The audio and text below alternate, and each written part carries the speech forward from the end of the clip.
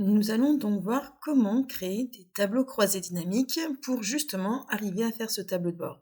Nous allons partir de table des ventes que normalement vous avez donc nettoyé et réussir à obtenir. Vous mettez sur une cellule de ce tableau qui est un tableau structuré, insertion, tableau croisé dynamique.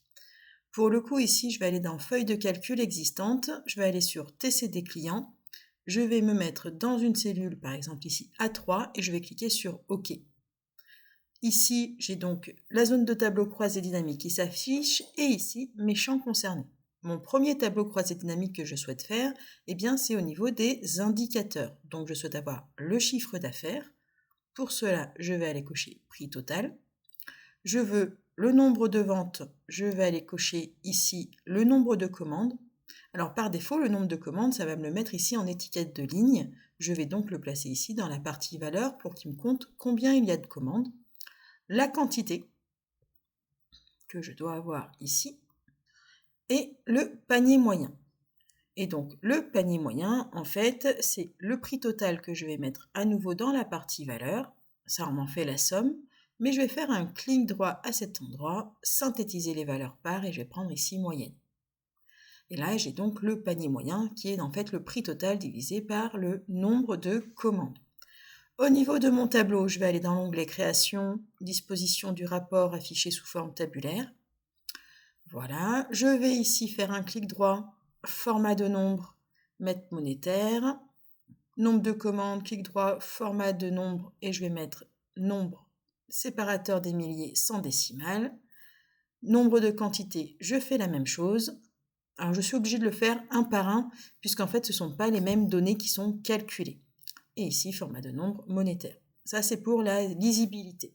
Je peux renommer ici mon tableau, mes en-têtes de colonne, donc chiffre d'affaires, nombre de ventes, quantité, panier moyen. Je peux bien sûr jouer après sur la largeur des colonnes, etc., etc. Maintenant que j'ai fait ça, je souhaite insérer mes segments et je vais les insérer immédiatement. Je ne vais pas en fait d'abord faire tous les tableaux croisés dynamiques puis ensuite connecter les segments. Donc là, je me mets sur ce tableau croisé dynamique. Je vais aller sur l'onglet Insertion segment ou alors Analyse du tableau croisé dynamique, insérer un segment. C'est exactement la même chose. Je vais aller cocher boutique, famille, nom du produit, livraison et année. Alors, année, je ne l'ai pas. Donc, année n'apparaît pas. J'ai mois vente, mais je n'ai pas l'année en question. Donc là, comment je peux faire les choses? Donc, je vais cliquer sur OK. D'accord.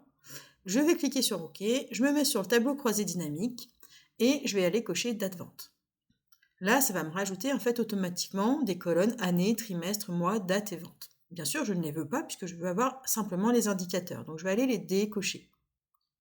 Mais en revanche, hop, je vais décocher date vente.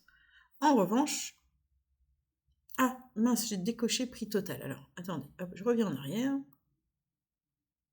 Qu'est-ce que j'ai fait comme connerie? Voilà. Donc, mois, hop, et date vente. Voilà. Normalement, j'ai à nouveau mes 4 indicateurs, c'est bon. Et donc là, en fait, cependant, ça a conservé ici année date vente. Donc là, je peux retourner dans Analyse du tableau, insérer un segment.